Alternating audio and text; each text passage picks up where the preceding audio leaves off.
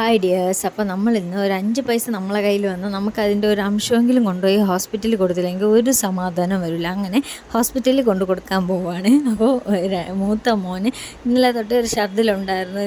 എന്ത് കഴിച്ചെന്ന് ചോദിച്ചാൽ അവൻ പോപ്കോൺ കഴിച്ചു. അതിൻ്റെ ആണെന്ന് തോന്നണം. അവൻ അല്ലാതെയും പോപ്കോൺ കഴിക്കും. അപ്പോഴൊന്നും കുഴപ്പമില്ലായിരുന്നു. ഇന്നലെ ഛർദിലായി, പിന്നെ ഇന്നും ഛർദിച്ചു. അതുകൊണ്ട് പിന്നെ ഹോസ്പിറ്റലിൽ പോകാമെന്ന് വിചാരിച്ചു. അപ്പോൾ ഞാൻ കാണിക്കുന്നത് പൊന്നമ്പലത്തിലാണ്, നെയ്യാറ്റിൻകരയിൽ.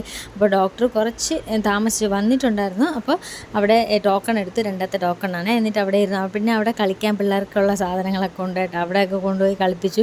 ഇതിലെല്ലാത്തിലും കയറാൻ വേണ്ടിയിട്ട് ഭയങ്കര ഇൻട്രസ്റ്റ് ആയിട്ടോ. പിള്ളേർക്ക് പിന്നെ ബോറടിക്കൂല ഇതുപോലെ കളിപ്പാട്ടമൊക്കെ ഉള്ളതുകൊണ്ട്. അങ്ങനെ ഇവിടെയൊക്കെ ഇരുന്ന് കളിച്ച് തീർന്നപ്പോഴത്തേക്കും ഉടനെ തന്നെ ഡോക്ടർ വന്നു. ഫസ്റ്റ് ഇത് വിളിച്ചപ്പോഴത്തേക്കും പിന്നെ അകത്ത് പോയി ഡോക്ടറിനെ കാണിച്ചു. ഡോക്ടർ ദഹനത്തിനൊക്കെ ഉള്ള മരുന്നൊക്കെ തന്നു. കുറവില്ല എന്നുണ്ടെങ്കിൽ 2 ദിവസം കഴിഞ്ഞ് കൊണ്ടുപോകാൻ പറഞ്ഞു.